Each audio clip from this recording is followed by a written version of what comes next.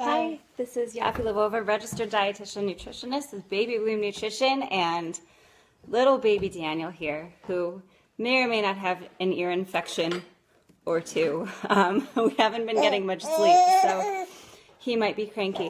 So I want to talk today, what, you want this? I want to talk today about body image postpartum. I guess this kid needs a snack, although he just ate. Okay, so postpartum body image.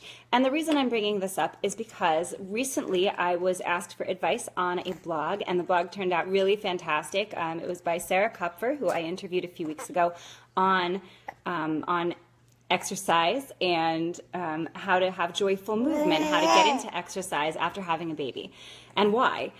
So she wrote an article called Helping Your Daughter Get Her Prepubescent Body Back. And she likes shocking titles, and I love it. So the idea is that it's ridiculous to think that you can help your daughter get her prepubescent body back. Why would you want that? But the purpose of the article was to really relate that to the postpartum body, how we're constantly trying, a lot of us, to get our pre-baby body back. And the thing is that there are major changes that happen. There are hormonal changes. There are lifestyle changes. Hey, Sarah, thanks for joining me. Please feel free to comment. I'm just summing up your article here. There are really big changes that happen that really change your body, and some of that is permanent, and that's okay, and we can come to grips with that. We can love our body, or at the very least we can accept it and feel a little bit neutral about our weight. So while of course trying to get some joyful movement every day. So here's the thing.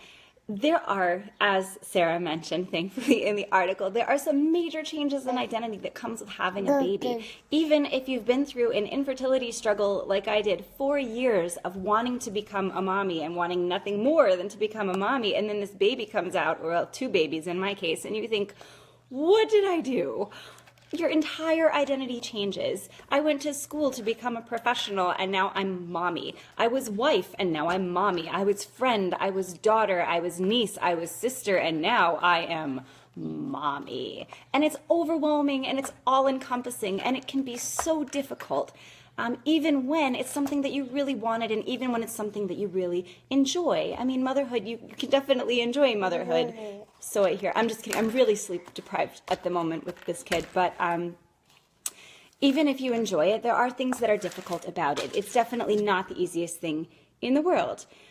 So changes in identity can be very difficult. And how does this relate to how we view our bodies? Well, our body is the one place where we are.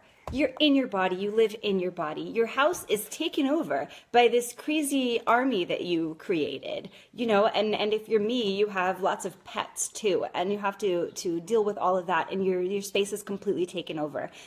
And so you think the body is something you can control. I can control if I get bigger or smaller, or if my biceps are bulging. And the truth is that we have very limited control over that, because the movement on the scale is really related a lot more to genetics and other lifestyle factors, and it's not as related to calories in, calories out as we would like to believe, because we would like to believe we have some control, and the truth is we have way less than we would like. Hi, what? You're pointing at an empty plate. Okay, so next point. When you become a mother, you share your body. And that doesn't only mean that you share your body with the fetus you're growing. It means that once that babies comes out, your body is changed. And if you're breastfeeding, you're sharing your body in that respect. And if you're beyond the point of breastfeeding, your child has a nightmare, comes into your bed. You're sharing your space. You're sharing your body.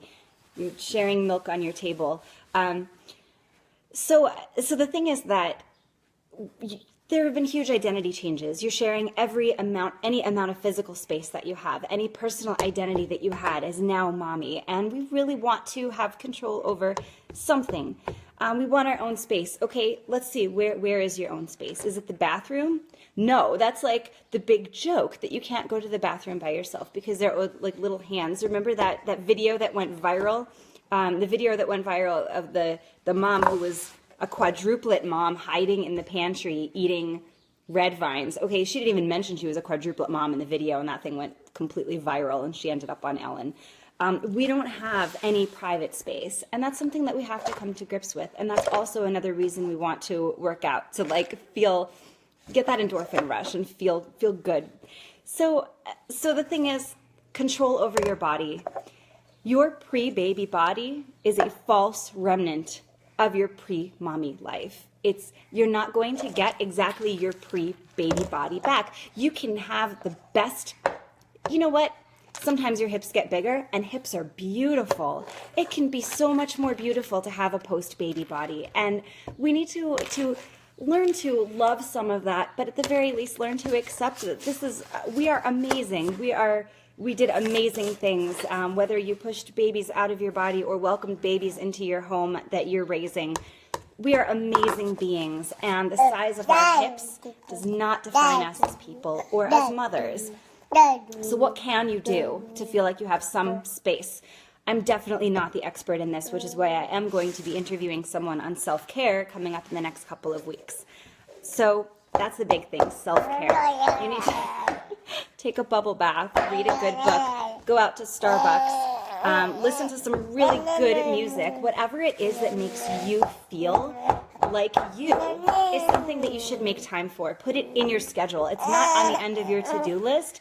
It's 4 o'clock today. Okay, that's a terrible time of day. 10 o'clock in the morning today. Wow. 10 o'clock in the morning today, I am having some self-care time. It is on the schedule. Okay? Take your sanity back. Work out. Go back and watch that nap time. This is fun.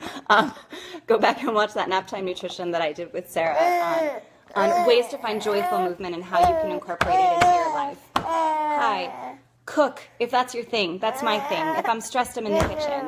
Read, have a mom's night out. So I want to know, how do you do self-care? And what should I do right now? How do you do self-care? I want to hear about it. Put it in the comments below.